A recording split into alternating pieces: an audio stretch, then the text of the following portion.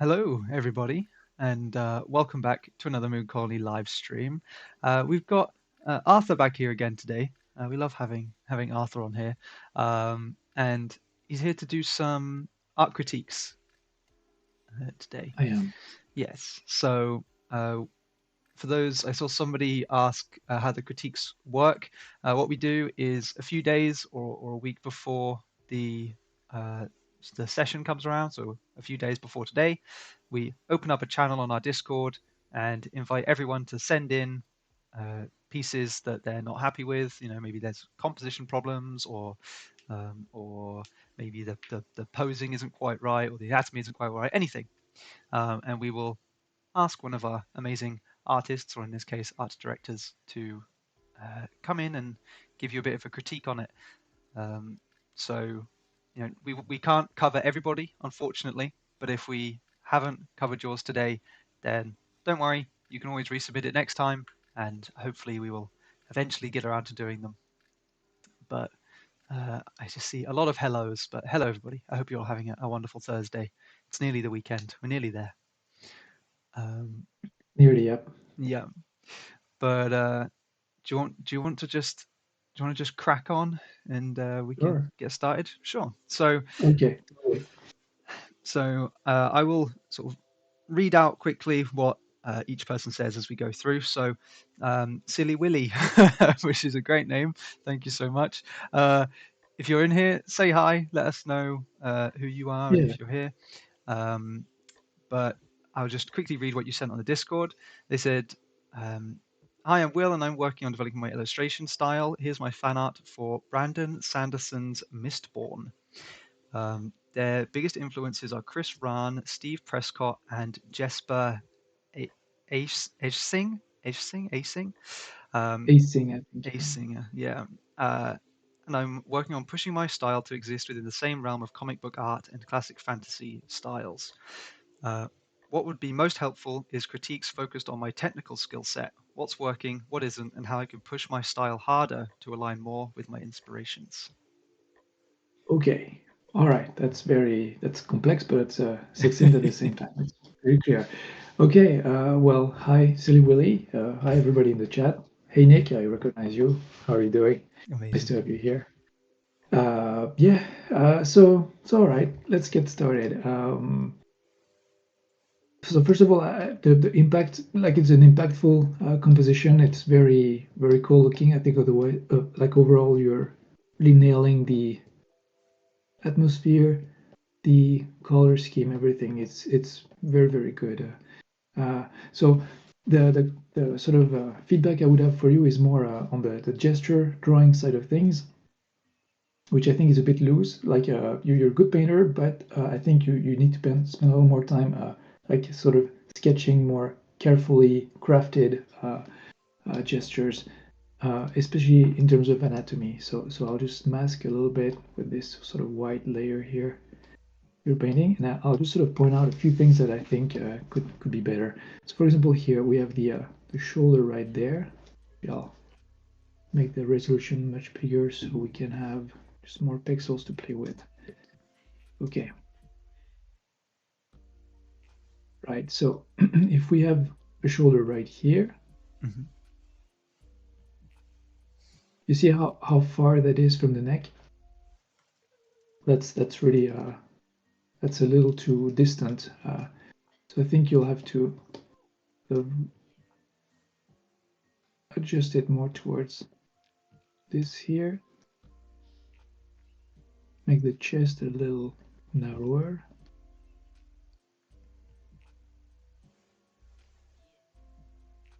Define exactly where the other shoulder is.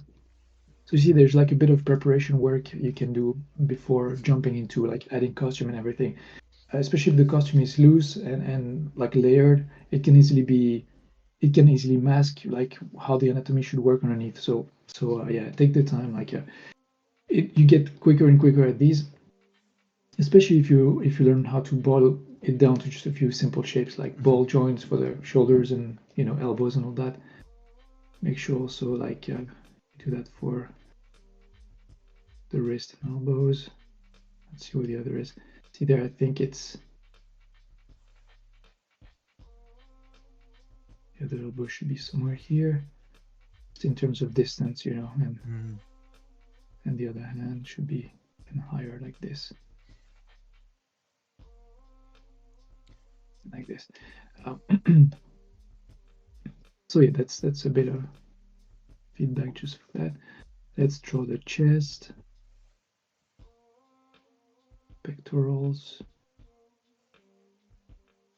sort of simplified rib cage for the chest.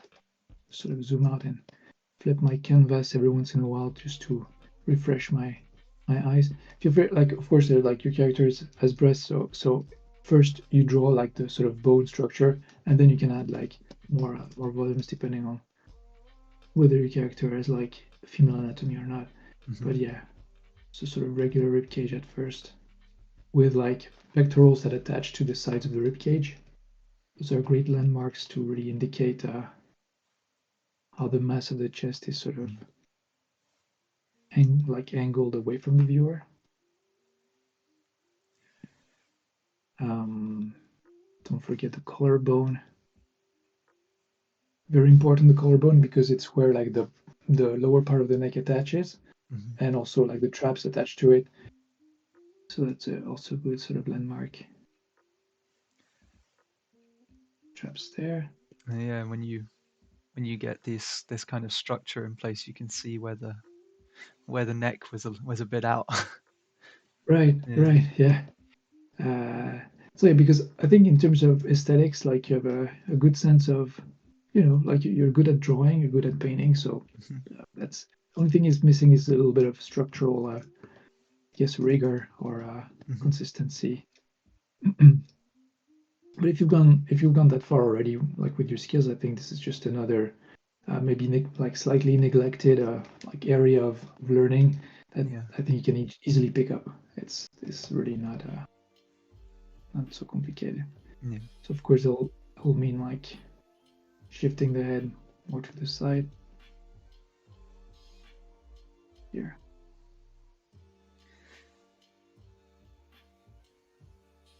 Grifusi says, "Oh, which channel is used to post our whip for the next time?"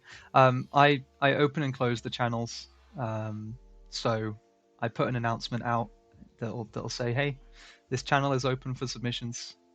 Put it in there. So currently we haven't got a channel open for next time. It will probably be next month, I should think. The next Awesome. art critique. Awesome. Okay.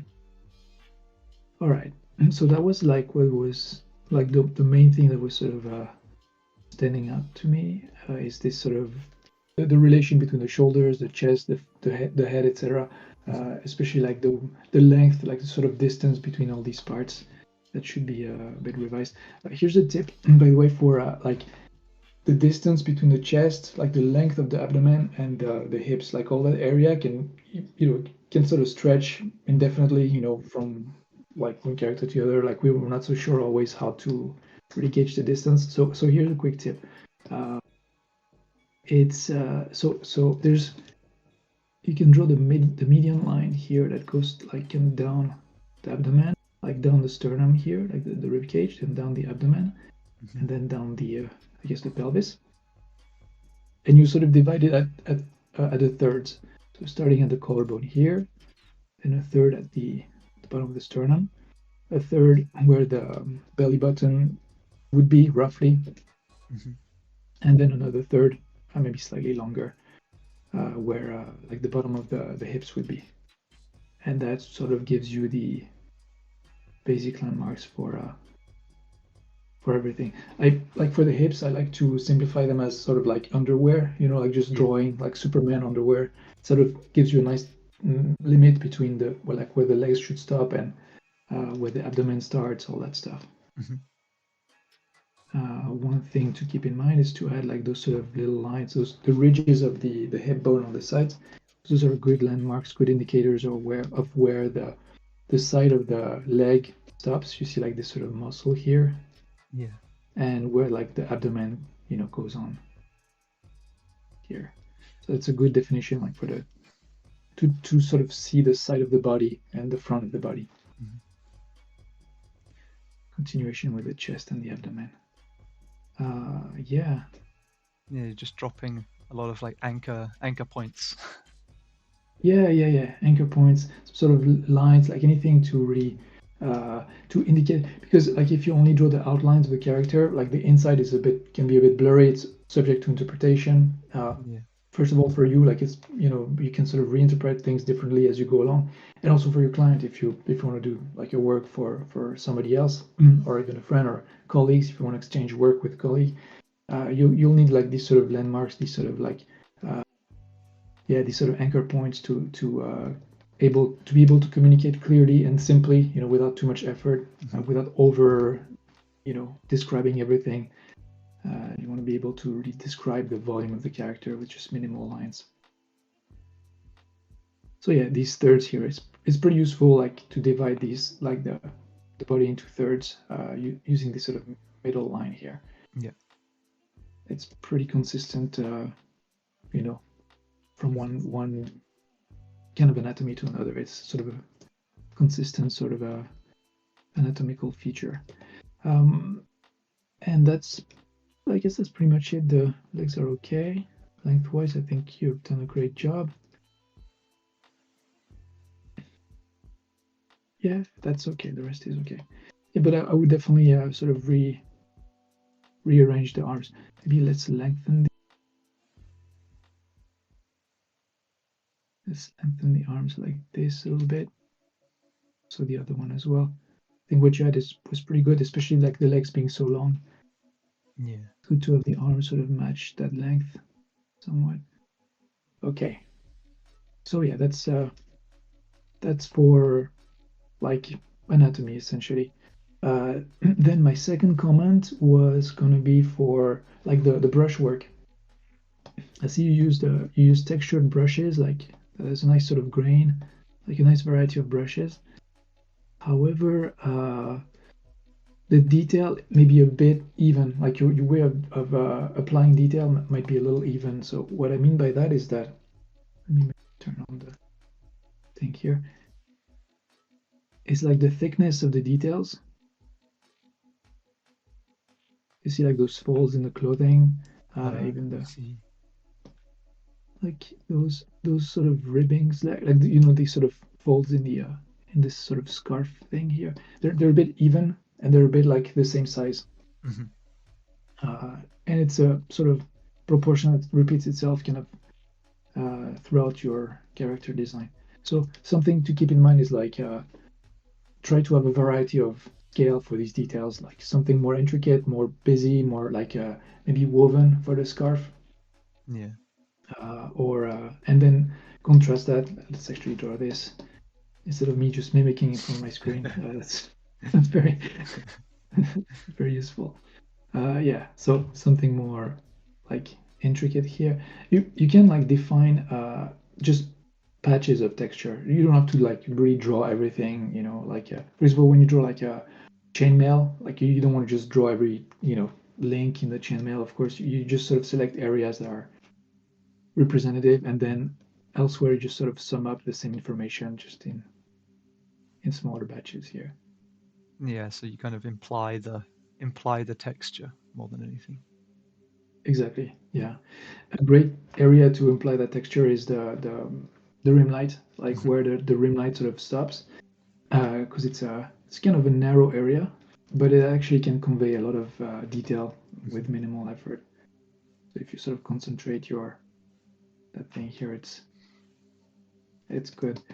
Um, in general, of course, if you're going to keep these sort of folds, try to add a bit of variety to them. So like have some sort of pinching, they could compress in some areas. They could also like zigzag in sort of Z shape, like for their size. Yeah.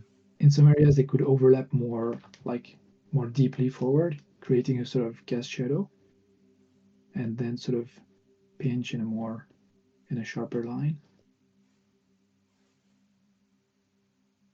And yeah, you want to sort of do, I guess, something like this, Mm-hmm. where it sort of overlaps and alternate, like this sort of weaving alternates, sort of folding here. Mhm. And for the shirt, let's go with something maybe like sharper, crisper. So like where the buttons would be, you could have a bit more that sort of pinching there with like straighter lines. You know, you want to avoid maybe this thing here. It's a bit regular. Yeah. And if there's this sort of, if like there's this sort of stretching here, that's nice. I have actually a similar shirt, so I can just do my like this on myself. But it would be anyway. Like if this sort of stretches sideways like this, you want to have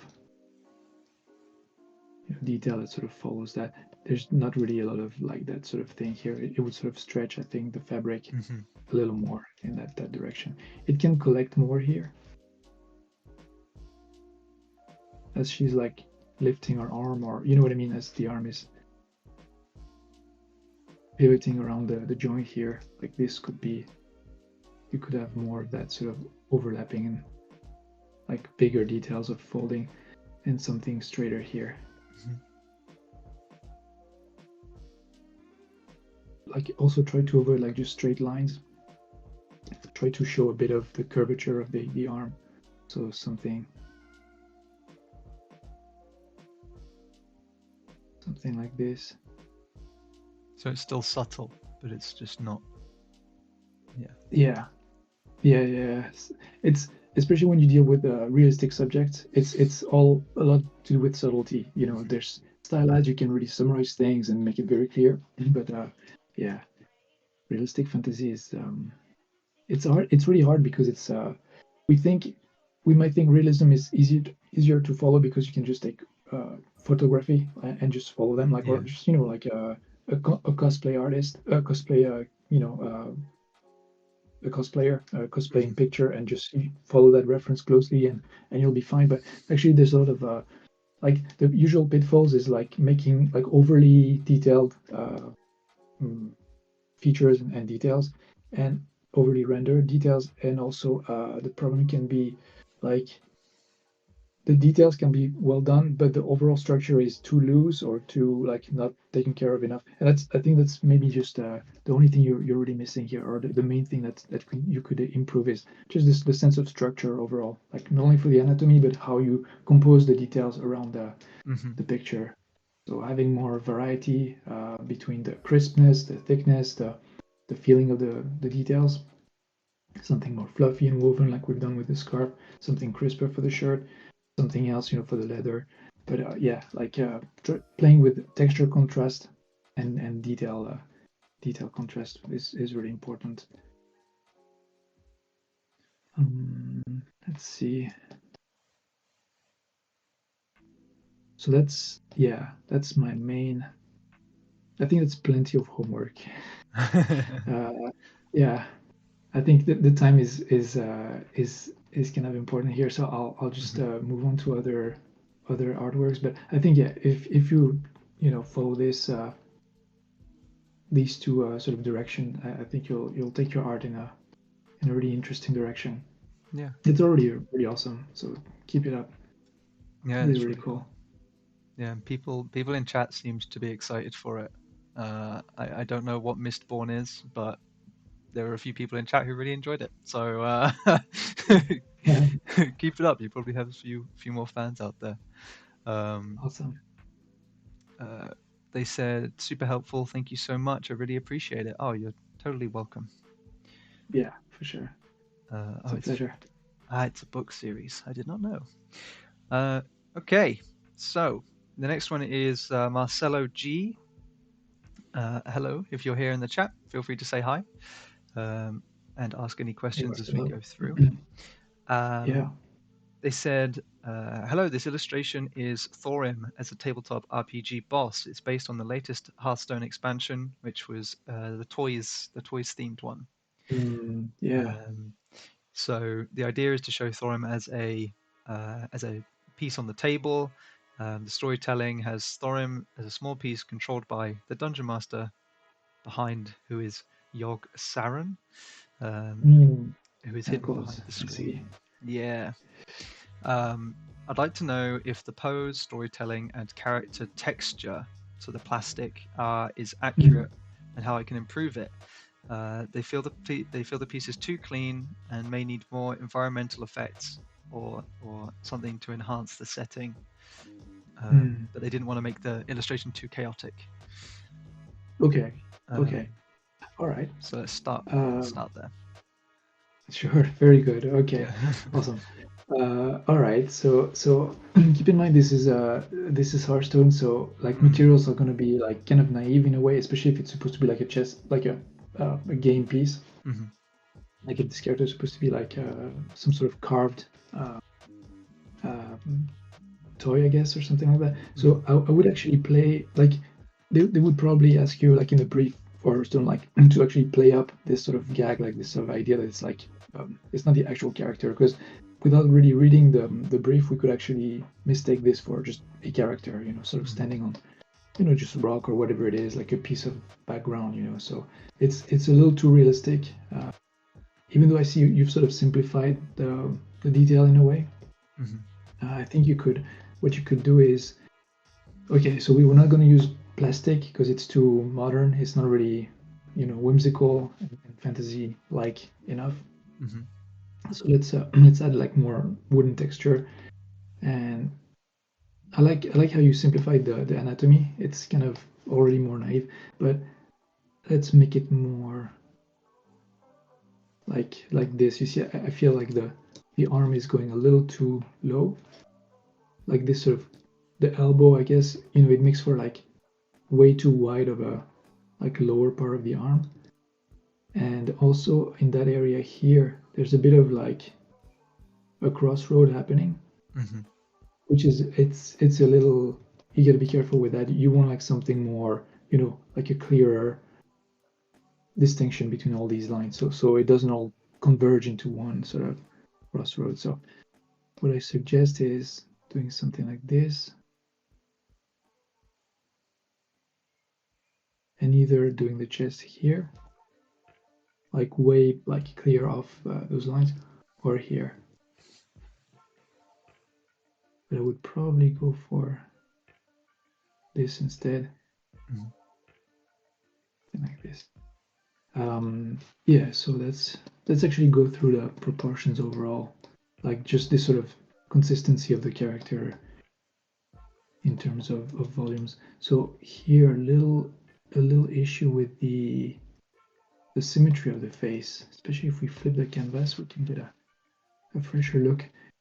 So this, like, since he's sort of facing that way, this side of the face should be bigger, like wider. And that side here should be a little narrower.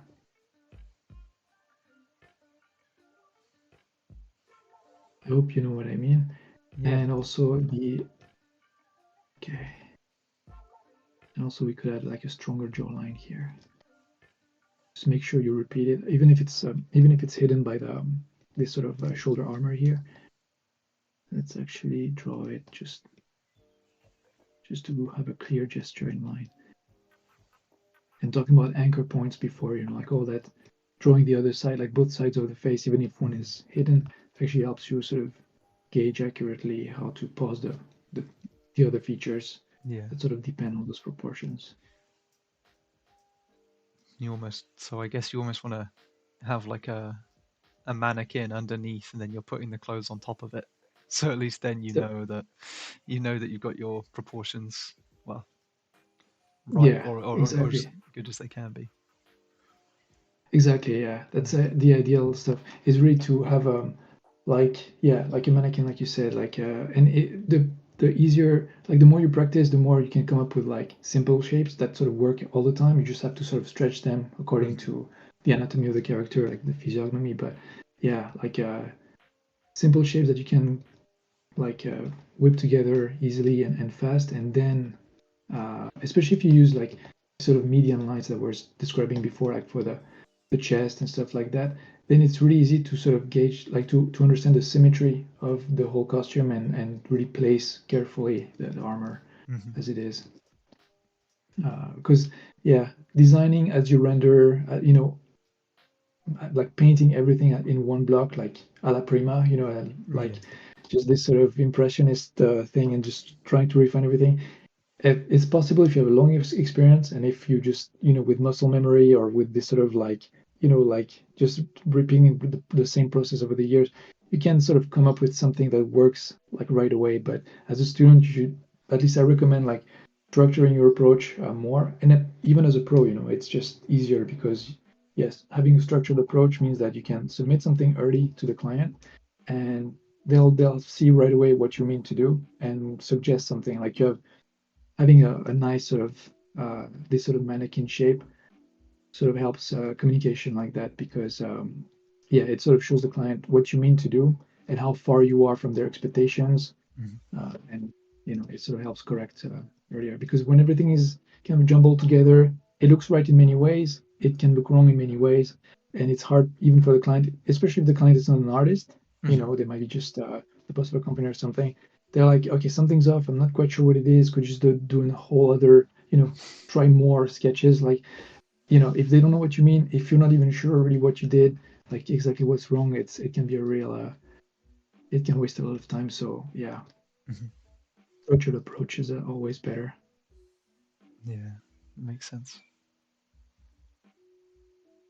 Okay, so you see, like another thing is like the teeth there, like the upper teeth, they should be really like perfectly aligned with the eyes, like the mouth can move completely, like, and the lower jaw, of course, that can move like freely and in a very exaggerated manner uh, if it's stylized. But really, the top part of the teeth should be like pretty, like it would really never move because it's just part of the skull already. Yeah.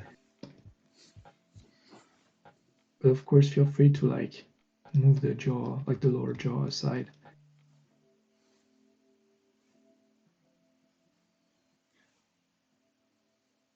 All right, where else? That's okay. It's very simplified, like the legs, but okay. Would maybe just draw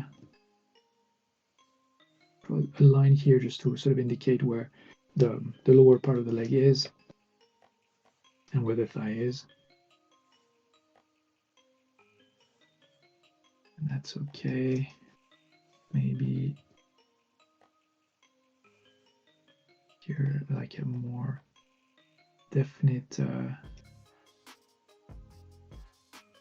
form for the thumb.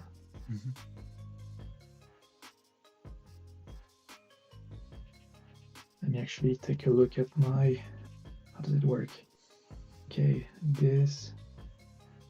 All right. Never be afraid to use yourself as a reference. No, yeah, it's it depends for what. Like for just hand motion, that's fine. For muscles, I'll be in deep trouble. But I'm with you there. I feel that. No, come on, Marcelo. Those arms are too big. Look at this. This is yeah. Yeah. There's no way anyone can have muscles that big. And if anyone tells you otherwise, they're lying.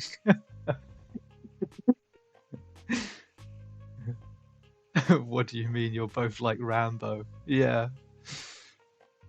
That's true. Yeah, I'm getting there. Yeah. All right, so we're almost there. Put that in here. Yeah, just a little more definition there in the palm. Really all. Also, make sure you sort of indicate the knuckles precisely. Even if it's just like little simple accents of shapes like this, just little sort of bumps, just something to really show the transition between the digits. Yeah.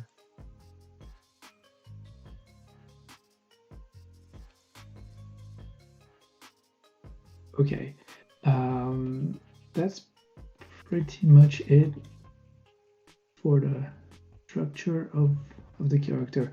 Now, in terms of like the render, like I would go for something more. like for the texture of the character, I would go for something more naively like wood, you know. So the whole thing is made of wood, and like thick, you know, big veiny, you know, sort of texture, so we sense that the character is in a small scale. You know, with like big knots in the wood. Something naive, simple, and of course, like just like I was saying before, in the piece of Silly Willy, try to avoid like evenly spaced, you know, things, because that's just not Yeah. good design. Uh, it's so try to really alternate the space between the details. Have like some areas of rest, areas where things are busier, and really I would treat the whole thing with like this sort of, let me see, this sort of wood thing, and maybe I'm thinking, would the could it be realistic to have like some sort of metal, you know, like ornaments on the thing? Like, Yeah. because maybe if it's all wood, yeah, I think it's possible. Um, Definitely the gem thing is possible. Like you can insert some sort of big gems like that in some toy. Um, hmm. All right, so here's the harder way, but actually you've already got a great base. So follow exactly like the detail you have, but really make it everything wood. And what you're gonna do next is like have the grain of the wood follow the sort of volumes of the thing. So you like sort of go up and around the sort of ornament there. It's tricky because we're sort of limiting ourselves to just one material, Mm-hmm. but it can become beautiful and cool if it really follows the complex shape of a character and if it looks like it was carefully crafted. And when it comes to stylized art like this, especially Hearthstone, they're very picky about like things looking hand painted. Yeah. So no wood texture, you know, none of that shortcut stuff. It's really you want to showcase the skill of the artist and the care they've given to the artwork. Yeah. Um, they've actually asked, when should I be realistic with some things, and when can I manipulate and exaggerate? Is there any guidelines or rules for that, or is it intuition? Uh, okay, realistic in some stuff. Hmm.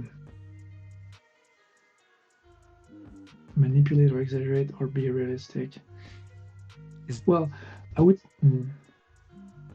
What you want to do at all points is be like natural, not so much realistic, mm, but like looking natural. So give a sense of texture, like so that there's a sensory sort of stimulus. You know, like we see, okay, that's wood, okay, that's metal, that's a gem. So you know what I mean? Like you want to really, you want to show really the contrast of materials like strongly. You know, you don't want to render wood the way you would render metal. It's because something can easily happen is like when we're just painting with the same brush is that everything looks waxy or plasticky or the same sort of material.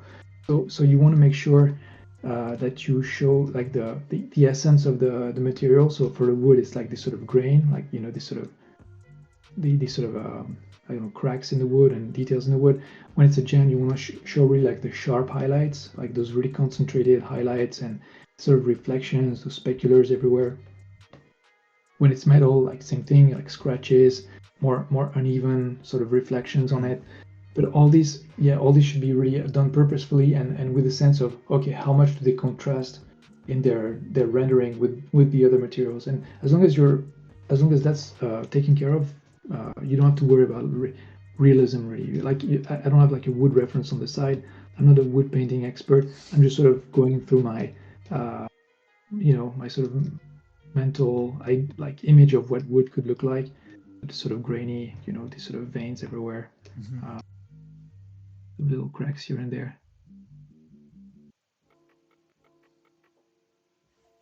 And I think it would really look cool if you can like show, of course, like all these little details here. That would be one part of like rendering the wood properly.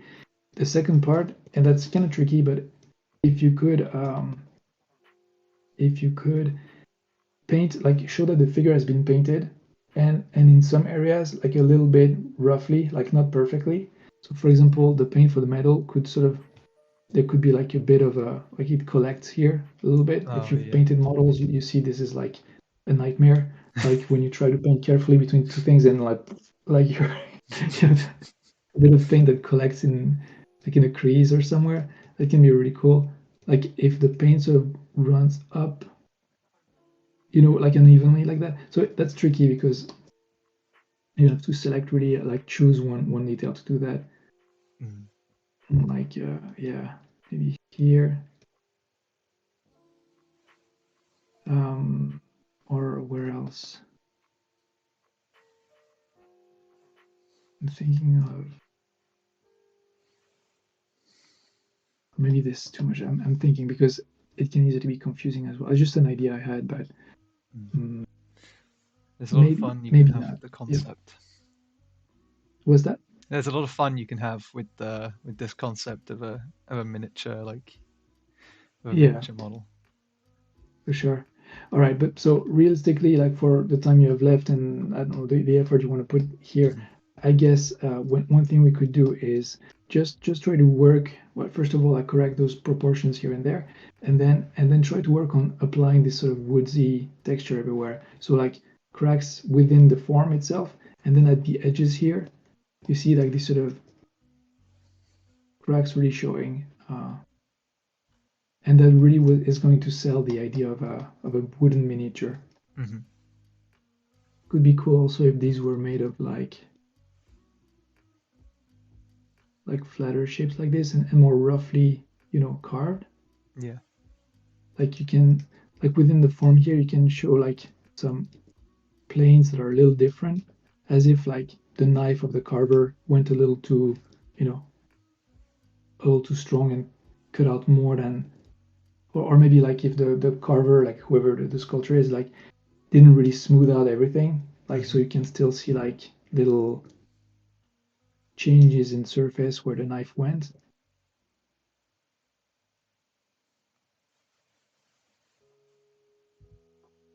Yeah.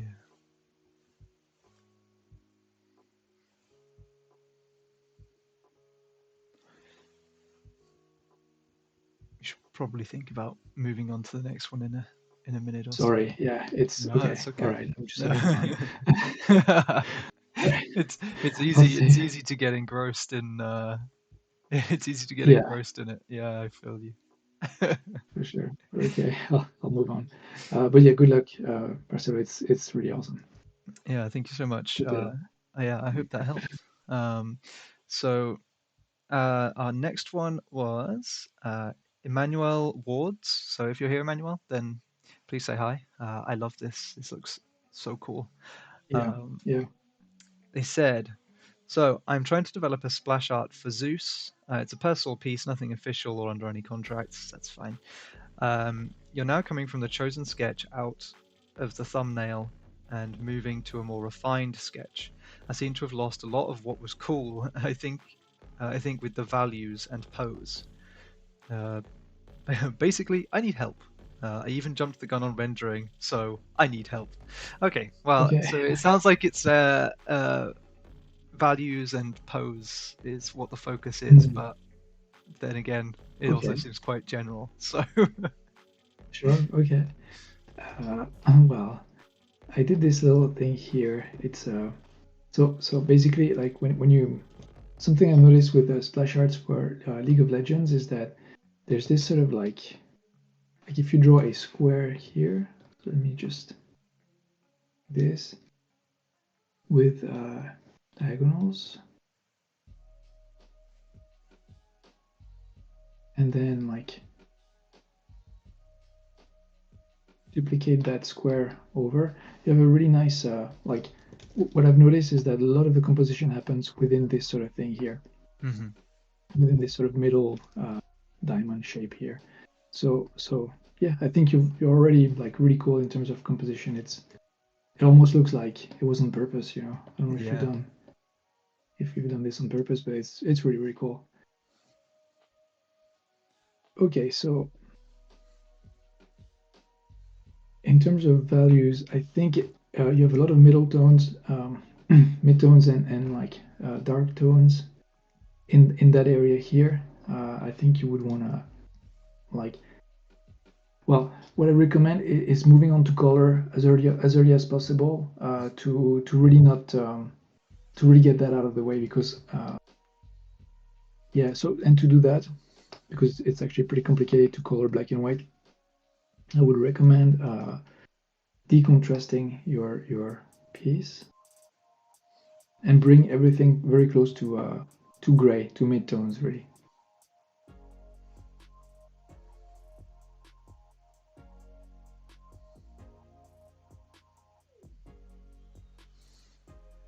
So something like this.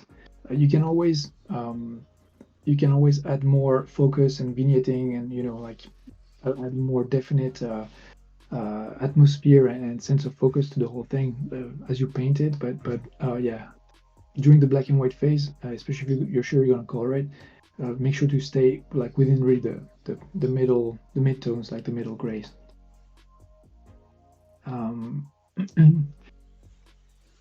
All right, so in terms of composition, let's just address a couple things first. I think you could add more like diagonals, like going like further down. Okay. Because now it's all very sort of in the same direction. The arm is not too far in angle from that it's you know what I mean. It's a little too close there together. So adding like hair is easy to do because it's like just random stuff. Like you just follow what looks good. Try a few different things.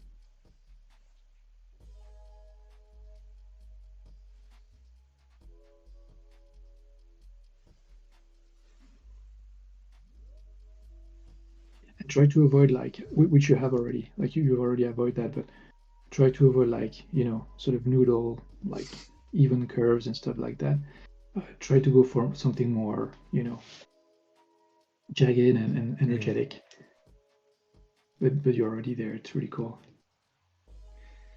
Yeah, I really like the effects in this. I think they're really nice. For sure. I would add maybe more straight lines to the anatomy, because even when somebody is muscular, like super muscular like this, like what's it called? It's like the lower part of the tricep. I would never be able to illustrate that, but it's can be pretty. Like if the character extends the arm like really strongly, this can actually be much straighter, and that can give you a nice like area to play with. Like if you look at Frank Frazetta's work, he's great with anatomy, especially like this nervous, muscular sort of character. So like really look into Frazetta's illustrations, and you see you could do something more like this. Like of course, a lot of American comic artists are also great at like alternating between those straight, strong-looking lines of like the sinews, like the sort of tendons of the body, and like those bulging muscles full of fibers that sort of curve around those areas. So yeah, definitely try to be like to have straighter parts for the muscle that alternate with like those sort of bulging masses there.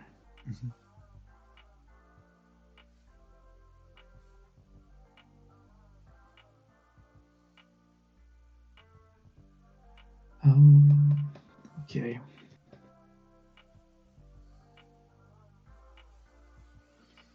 It would be cool because your character has a sort of like an upper garment and maybe a lower garment or something, but maybe lacks accessories around the chest. So it'd be cool to have something either like a chain, like some sort of like not a chain, but like a sort of necklace or an ornament. Like it can be just anything, like around the neck here, and also like a sort of belt thing here. So you see you have a lot of like curving forms here. Something that sort of like snakes past those curvy details, those big curved details. Something a bit more like that sort of echoes those energetic sort of snake-like forms of the lightnings. Make sure it's wider so we don't confuse it with those lightnings, of course, lightnings. And also different value, different, like just indicate the material properties so we understand it's like part of the garment. I would, it sounds corny, but I would definitely add like Greek themed patterns to really accentuate the fact that it's like a mythological character. So it can be easily like corny because like anything too regular is boring and weird and too traditional and still and stale in a way. So like you have those sort of Greek patterns that go like like in a very regular even way. So try to go for something like that, but use perspective and flow to distort them a little bit. Yeah. To give them as much like energy as possible. Can rough them up too, like it could be due to like the battle, like the fighting and all that stuff, like some parts could be missing, damaged or something. But definitely like show us that this is part of the Greek sort of mythology, using these sort of patterns here in a decorative way. Because like those swirls around the forearm piece there, they're very you could see them in many different, like in just a nondescript fantasy character, just someone from not a specific culture. But if it's Greek, like you want to definitely give a little sense of that. Something to remind him of home. Yeah, exactly. I'm not a huge fan of like just a square, neat, like angle, like corner for the dress, that like of this tunic or whatever. It could have, Spawn, right? Like it could have more of a sort of hooked, damaged even or frayed or whatever kind of damage to it. Yeah. Something you're already doing, like I'm sort of echoing what you're doing elsewhere, but something you're already doing, which is really cool, is like compressing the details in some areas and then stretching them in the opposite direction. So I think it's really cool, and we can really accentuate that here. Nothing really happening, like it's sort of straight and sort of stretching and tense towards the arm. Especially if the arm is so busy, it's kind of cool to have something more restful on the side. And then like the hook, the end there could be a bit more busy and frayed and all that. Same for the other side. However, instead of like this round thing here, I would alternate with something like this that shows that the character is leaning forward on his leg. You know what I mean? So if the garment sort of flows around that, we'll get a better sense of the gesture.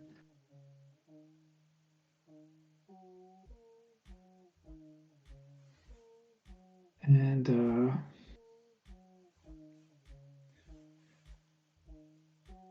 all right, and for the foreground, I would definitely add some elements in the foreground, something blurry that's really close to us, so it's sort of immersing in a way.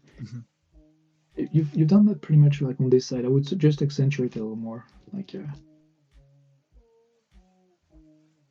and add some middle ground elements.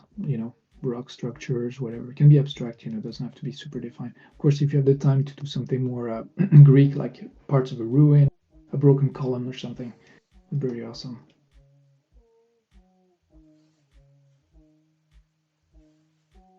Yeah, so you'll have like a stronger like extreme foreground, like a middle ground that's just sort of around the character, and then a further background. Maybe now it's a bit too even. That's pretty much it. It's really, those are just little accents that I think will enhance your painting, but otherwise it's already super solid. So yeah, my advice for the value thing, like really decrease the contrast, and that will give like the more middle grounds, the more like the more mid-tones you have, the more medium grays you have, the easier these are gonna like the easier these are gonna be to color. because very dark grays, if you try to color them, like using whatever hard light, just color or whatever, the layer, the blending mode of the layer, it can be look muddy, weird, and very like strange. Same for the very light grays; they can be hard to really drink the color, that you're trying to apply. So midtones are just the easiest way to just experiment with color. They can give you the broadest range of experimentation for like the saturation, the hue, all that stuff. So yeah, just get the value problem out of the way by just decontrasting everything and moving on to color as early as possible. Mhm. That's it. Amazing. Thank you very much. Yeah, it's awesome. I'll save this. I'll share the PSDs in the. Where can I share it? Because you're gonna close or it's already closed, right? It's already closed. But yeah, I can send it. I can send it to everybody afterwards. That's fine. Oh, awesome. Yeah, So yeah. I'll just upload them on my drive and just send you the links. Yeah, that'd be great. Yeah, that'd be Okay, fantastic. Thank you. perfect. Sure. Amazing. All Yes. right, then we have So this one Eniscan. is Eniscans. So hello Enis, if you're here, then feel free to say hi. Let us know. This one's short and sweet. They say, I'm trying to make illustrations in my own way. I'd like to learn how I can make this drawing more striking and at higher quality. Thank you for the reviews. Okay. So, all right. So I think that the main issue is the anatomy. We're gonna solve that right away. Then I think, because otherwise the sort of personality of the character is very clear. Like you have a nice sort of expression on the face, full of really, full of personality. It's really, really cool. You might have gone a little heavy on the grain. I would perhaps, reduce that. But that's just superficial. It's not so important. So yeah, let's go on right away with the anatomy.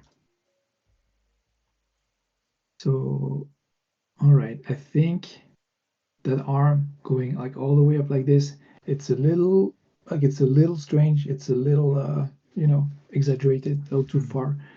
So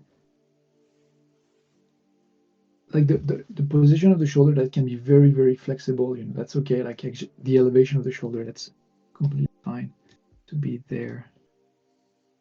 But then I would probably, so I assume like just due to the perspective,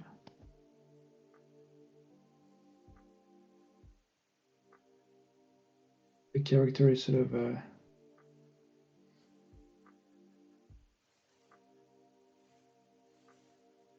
doing something like this. Like it's just sort of, the arm is actually just sideways, but because of perspective and a bit of foreshortening, like we see it really up like this.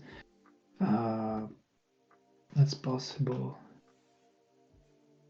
but I think it's still a little too far up. So anyway, here's how I would do it. Like given the sense of the angle of view of the character, everything we can see, like the way it's sort of presented overall, I would probably have the arm like more shortened, like the upper part of the arm, because all the detail a little more compressed. So using a lot of like curved, curved lines for the deltoid here,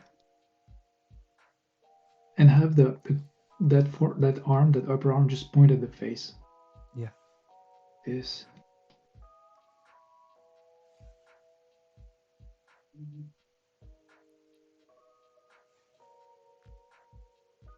So keep in mind that if we follow the sort of middle axis there of the arm, the upper arm, the elbow should be just at the end here.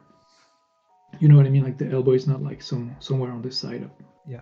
It's kind of, it sort of curves back, like the arm, the back edge of the arm sort of curves back into the elbow, which is very close to the axis of the middle part of the middle axis of the arm. Right there.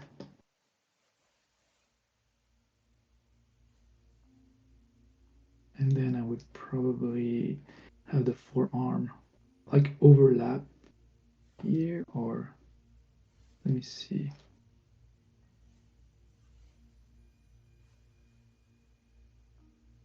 How can we do this?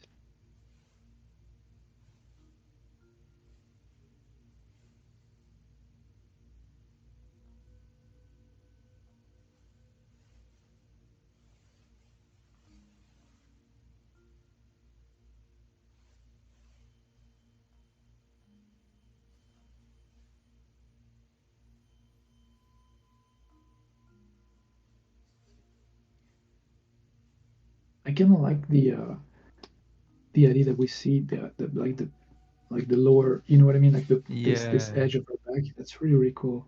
I'm gonna try to preserve that. Uh,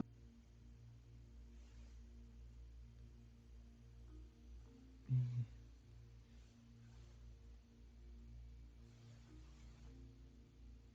all right, let's go for something like this. Like definitely use more reference. I'm trying to like nail it with just sort of wing it as I go along, but even I am not like a real like anatomy master, so Yeah. I'm just sort of doing a lot of guesswork. But yeah, a lot of that is fixed with just taking the time. It takes a while, it takes a discerning eye also to just sift through a ton of like H&M models on Pinterest and just finding just the right Just the right pose, yeah. yeah, trying to find like keywords that work, Hmm. like underwear model, something like that, just something just. Yeah. And somehow H&M models are good because like they're like they usually wear like uh just sports stuff, Hmm. like sports underwear, and it's the full figure, so you would have a good sense of the anatomy. Yeah. And you have a lot of variety of models, of course. Hmm. That's interesting. But yeah, definitely look for reference. It's one of those things where you'll probably sat there for a few minutes like I know what I'm looking for, but I don't know how to word what I'm looking for. Like, Yep, for sure. All right, and then I would probably like break the angle of, mhm. sort of the wrist here. I think it was a little too straight on yours. I think it's kind of sensual in a strange, like interesting way if the hand sort of hangs a little bit like that. Yeah. And then this sort of pipe could go that way. Hmm. So you see what I mean? You have this sort of alternation of angles. It's interesting. Yeah, it's And nice. we're keeping, yeah, because I really wanted to keep this sort of swooping line there. It's really cool. Hmm. All right. The armpit is super hard. Like it's, without reference, it's. But anyway, so you have like basically the part here is like the shoulder blade Hmm. and the sort of muscle encasing the shoulder blade. So it's kind of its own thing. And then you have really the back starting like this. Then we're gonna need a bit of structural work for the chest.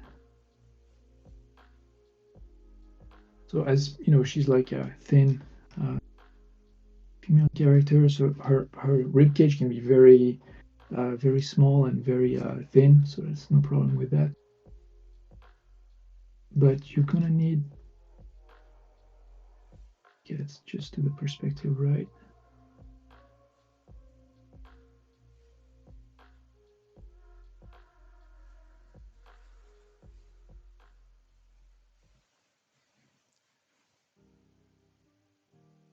Right, something like this. It's for the rib cage. And so to draw like the breast on like over the rib cage, you're gonna need to actually extend that form a little bit. So probably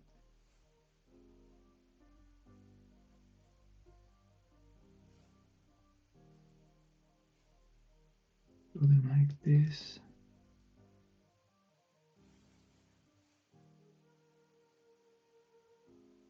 I'm trying to follow the proportions you already have. Yeah. The various like body parts more in tune with a sort of more consistent figure. Hmm. Because underneath I felt like it was a little stretched and a little like sort of flattened like this. Okay. I'm trying to give a bit more volume, like a bit more vertical volume in a consistent way, which is not super easy.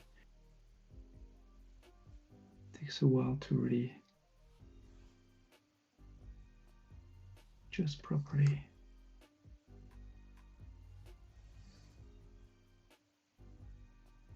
And you're constantly like flipping the canvas horizontally to refresh your eyes. Mm-hmm.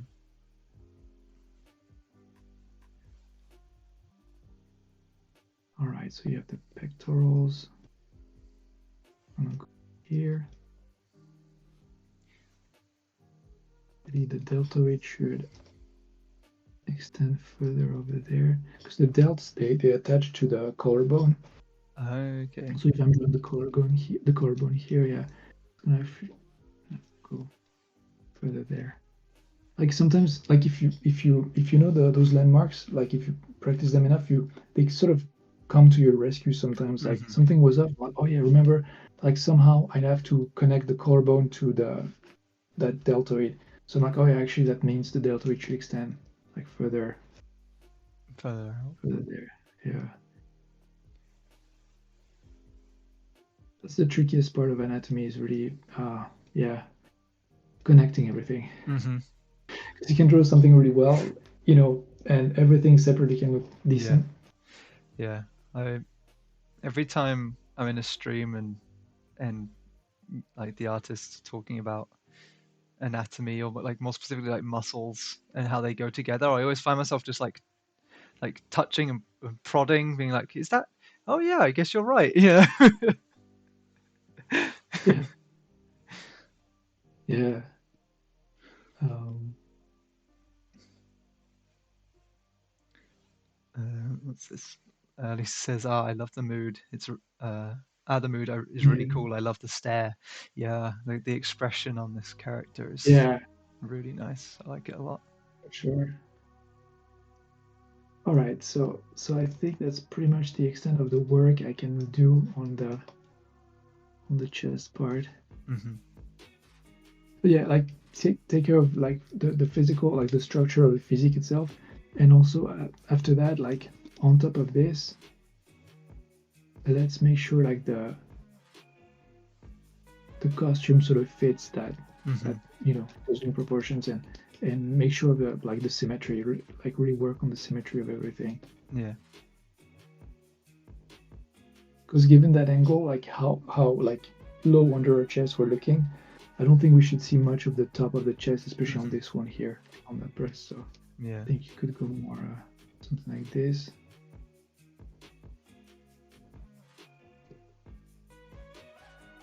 Try to make sure to avoid like tangents. So you see like there, I'm on purpose just choosing to make the breast itself like lower and the sort of that bustier or whatever it's called, they actually sort of flare up. And it's kind of cool. Like it's kind of a sharp sort of fashion Yeah. sense in a way.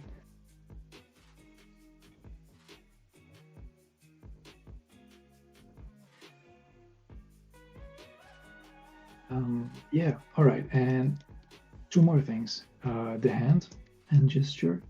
Mm-hmm. See there, like this sort of connecting, part here. I think it's a little too high. So, Oh yeah. Now you've mentioned it, I think I can. Yeah, I can see it. and you could make the thumb longer.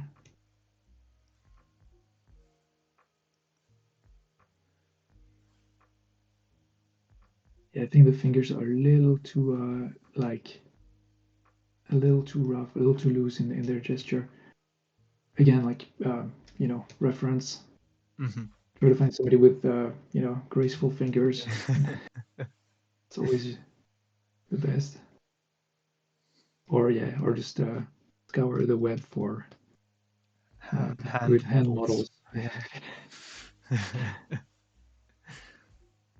But with a bit of practice, you can, like especially for like anime characters, I've noticed there's like a whole science developed around like how hands should look like, and there's a ton of resource, so you can easily find really everything you need.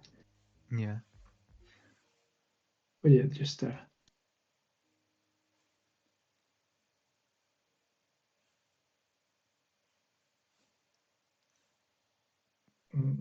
okay.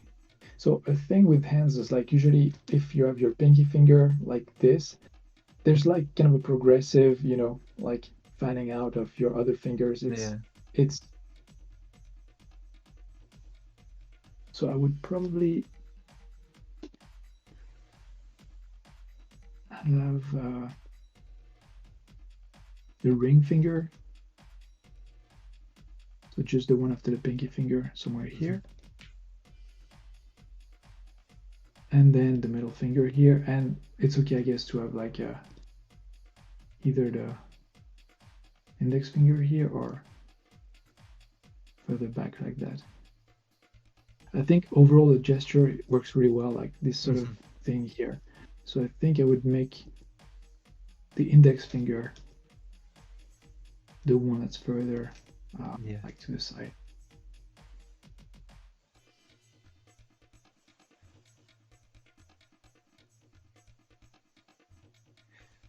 Yeah, it still looks quite elegant because you're keeping that shape, I suppose. Yeah, I think it's working well what you have already.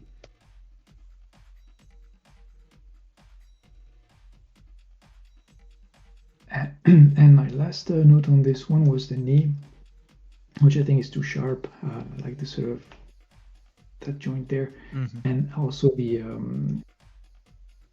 what's it called? I guess the back of the knee is a little too thick and maybe just a little too vague. Like the whole area just needs a little more, accurate definition, I guess. So it's curving this way, kind of like turning away from us, slightly like this. Yeah. So I'll take that, like I'll just use this curve to indicate really the direction of the knee, the thigh. Just make it a little more rounded.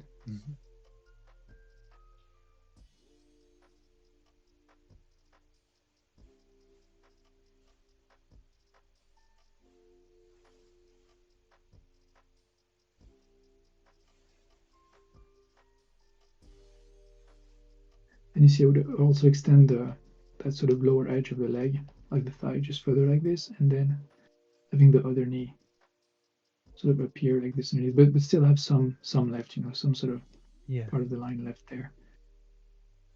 And make sure that whatever curvature you decide for the knee there, that is the same you use here on the other knee. And same for the distance between the tip of the knee and the underside of it. Make sure you have something similar on the other one, because like accuracy or at least the looking natural is one part, but symmetry is really a big part of like I guess looking graceful or beautiful in a way. Yeah.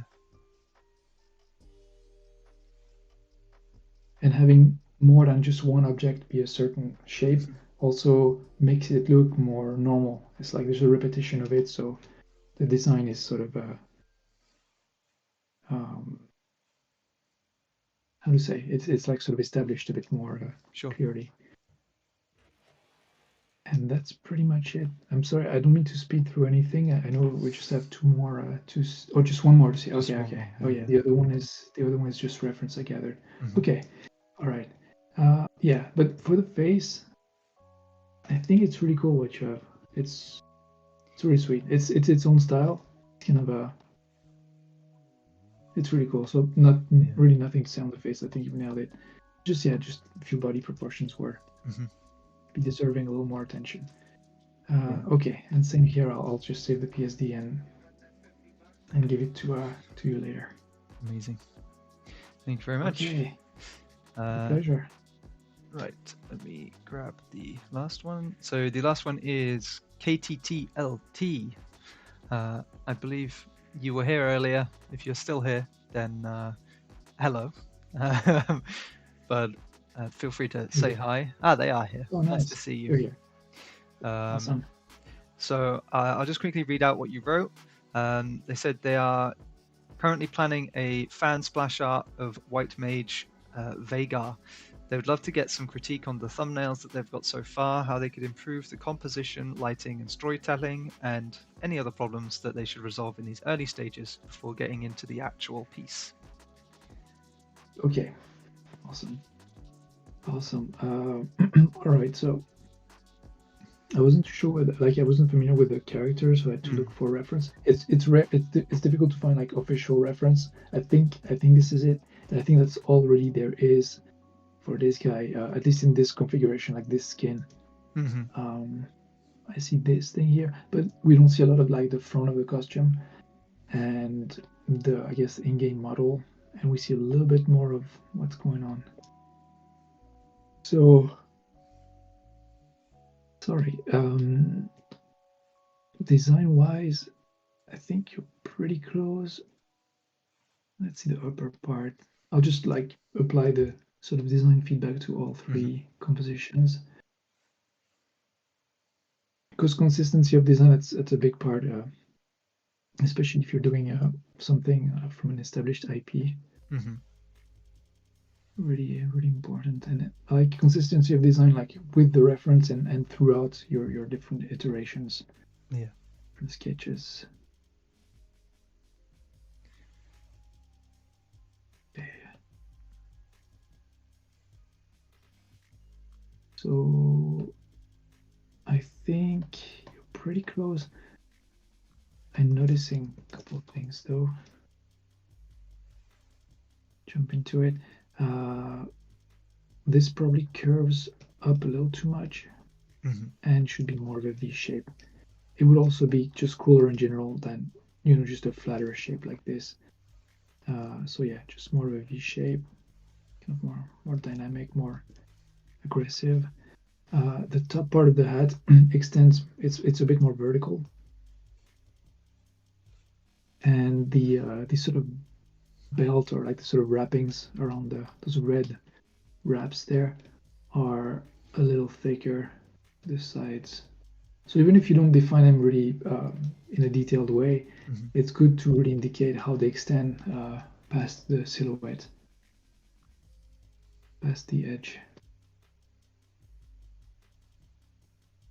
And let's indicate also this big buckle there in the middle.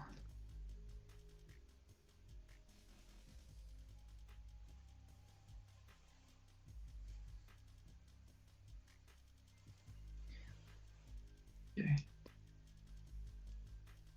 I always find it funny when a character has a belt buckle on their hat in that position, because I'm like, that implies that they have a really interesting shaped head underneath there.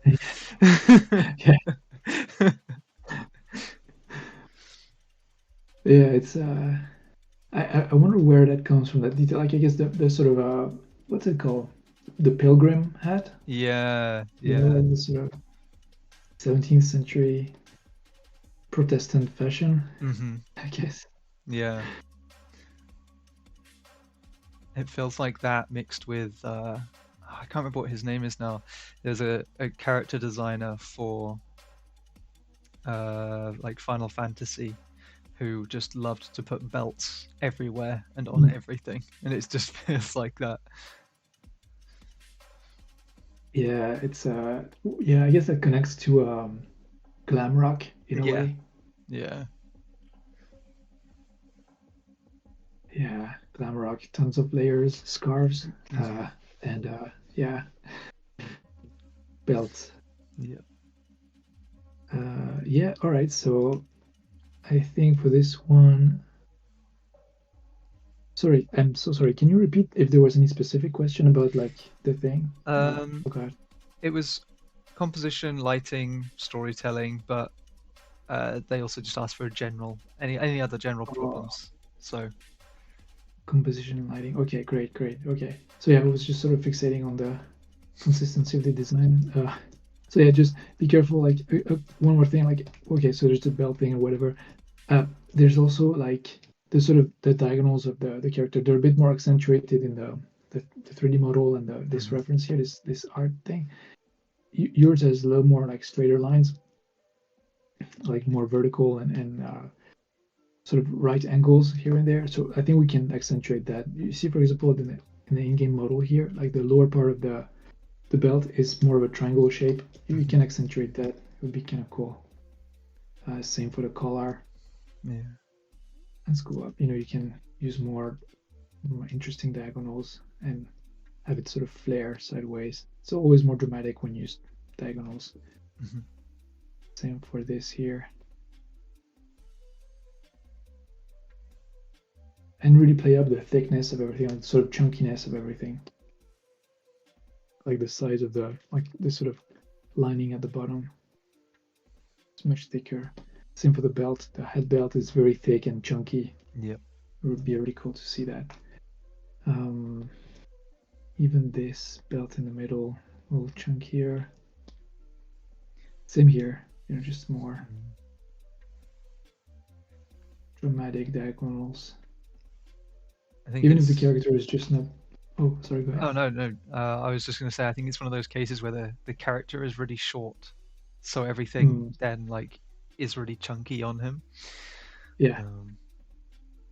If I'm remembering right, it's been a long time since I've seen him in the game. Yeah. All right, so that's sort of costuming or being close to the design sort of feedback. In terms of lighting and composition, I think the middle one is cool. First one is nice. For the composition, okay, the first one I think I would probably lower it a little bit so we see more of the top of the hat. And because now we're seeing, you see, like if we cut the image in half, like the lower part is not much going on.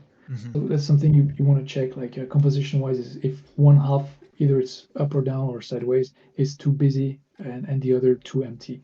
You want to make sure that doesn't happen. And you see, like elsewhere, it's okay. Like of course it will always be busier when the character's head is, but you want to make sure it's not too empty on the lower part. The fact that there's like other characters really helps, of course, here. Yeah. And here the character is more centered, so I think overall it's a successful composition. Yeah, just the top one, I guess I would sort of lower the character.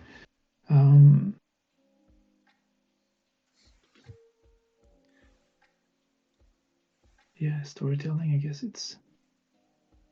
this one is classic. I guess I would probably go for the middle one if I had to choose.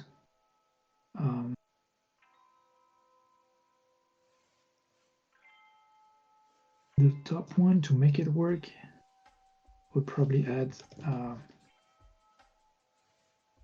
like more like characters that break the lower, like that we see more clearly, like these little characters here, for example. If you choose to have these characters, I'm not sure exactly how it works in the lore, but anyway, whatever you use, like really try to indicate the crowd a little more clearly by having them like sort of pop like through the edges of everything else that's straight there. Yeah. Sort of pulpit here. Same here. Oh no, here's on the balcony plotting his evil deeds. Okay. Good to know. I'm trembling. Yeah. He's so scary. I guess that works, but I would probably lower him a little bit as well, just to have the face more in focus. Yeah. And yeah, at the top of the hat as well, more visible. I think. All right, so that's yeah.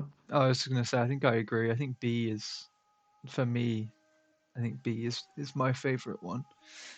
I think it looks closer to I think it looks the closest to a League of Legends splash art. For sure.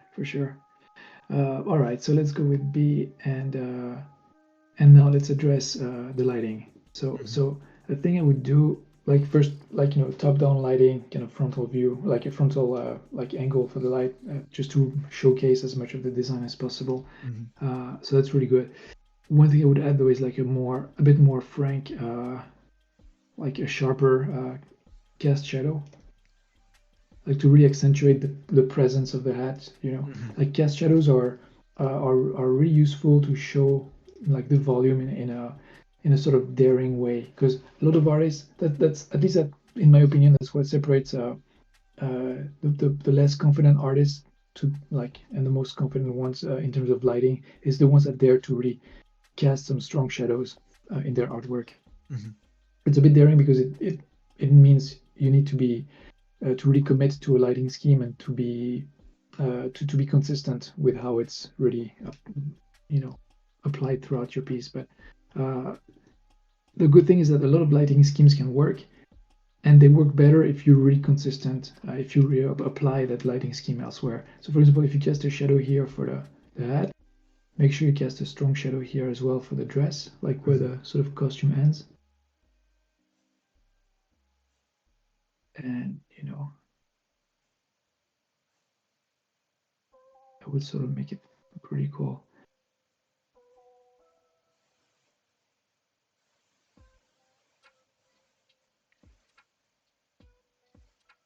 So we're sort of exaggerating here, like, because a top-down lighting with a hat that big, actually most of the character would be in the shadow. So there's a bit of Mm-hmm. cheating where you cast a strong and neat shadow just to acknowledge the fact that there's a big hat over the character, but actually you're making the the shadow, the edge of the shadow much higher than it should normally be, I think. Yeah. But it's okay. We're all allowed to cheat a little bit, um, especially if As long it's as to it make the looks whole good. thing look cool. Yeah. Exactly. Priority is looks. Uh, and same here. You could cast a bit of shadow here, like this sort of front thing could flap a little further away from the dress and like uh, cast a bit of a shadow. Mm-hmm. Really cool. And really elsewhere, everywhere you can see, like just sort of go through, like kind of examine the whole piece and see where else there could be a cast shadow. So for example, the top part of the hat there, this sort of billowing big form that sort of flows behind the character. Mm-hmm. Like if the light is striking the top of the thing, there could actually be a bit of cast shadow just where because it would sort of overlap the hat, and so cast a neat little shadow there. Same for these big belt loops, they Mm-hmm. could cast a bit of a shadow just underneath.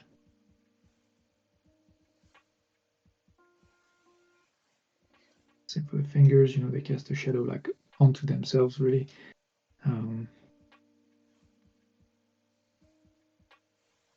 but yeah, that's consistency in shadow is you see, like I really didn't do much. Like I was just babbling as I was just adding a few lines here and there, Mm-hmm. and it can really enhance the impact, the sense of sharpness and crispness of a composition. Yeah. Without it, like everything can look soft, a bit ethereal, like underwater lighting, like kind of sort of ambient light everywhere. That's the Yeah, that's something you want to avoid. Yeah. Make sure you cast shadows on the background as well, like parts of the trees could be more dark and you're doing, and have some parts that are more brightly lit. Even a bit of like what's it called? Dap dappled lighting, Oh, or yeah, yeah. Yeah, dappled lighting, I think. okay, all right, I'll trust you. Yeah, it's uh, dappled light. Yeah, when it's like coming through the leaves and stuff. Yeah, exactly, yeah. exactly. So a little tricky too, but the good part is like the easy part is that because leaves are this random shape, like there's no really, you know what I mean? Like there's no need for strong, rigor and consistency through everything. You can just sort of feel your way through it and just really play with the density of the lighting, like on these shadows. So I think a few here and there. And I think already that will help. Now the last part I'm gonna tackle, and I'm gonna have to go back to work because this is criminal how much time I'm spending away from my responsibilities. But I think it's a fireable offense. Yeah, Uh, you can. Yes, okay. almost. You can blame me if you want. That's okay. Oh, it's a pleasure to help. It's really awesome. Those streams are always fun. It'll be a fireable offense if I go past the half hour after that. Oh, okay. Yeah.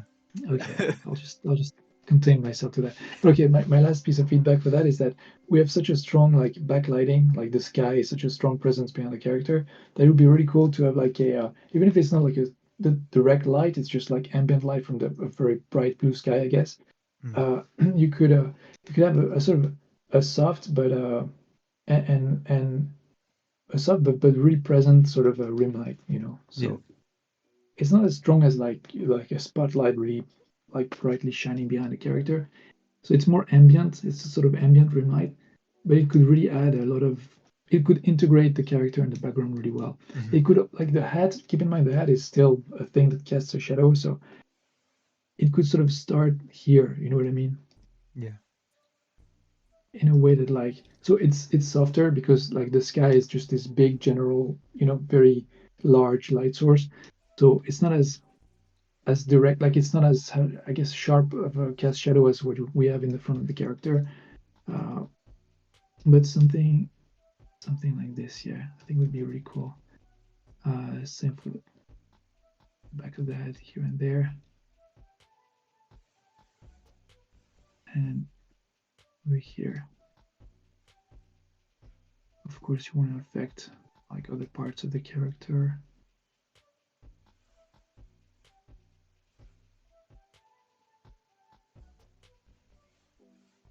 Yeah, and like the claws over here.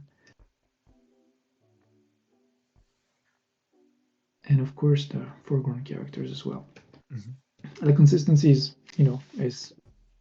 has a lot to do with like applying the choices you do like everywhere, like around like, throughout the piece. You might not want to do it evenly because it can just like not flatten, but at least sort of neutralize everything, like the impact of everything you do. So you want to focalize the intensity of what you do to the character, the main character, Hmm. and the other parts are just like sort of suggested. But consistency really helps make a picture gel together. Sure. And lighting is a great way of like adding consistency with not too much effort. It's a lot of like logic and Hmm. if you just know of these very simple solutions I showed you, like cast shadows and like this sort of rim light, you can really deal with many situations. Hmm. It's Yeah. not like there's a ton of yeah. There's sort of recipe aspect to it in a way. Like you always see like or very often you see like just a recurring uh, pattern of just like the sort of aesthetic choices. Hmm. You just have to know about them. Yeah. Yeah, and that's pretty much it. I'll save this as well and send you the PSD. Thank you very All right, much. my Well, pleasure. It was great. yeah, we are, yeah, coming up to our end of the half an hour. So thank you everybody so much for all the incredible submissions that we had in the Discord. I mean, we were saying before the stream started, there was a lot to choose from, so it was pretty tough.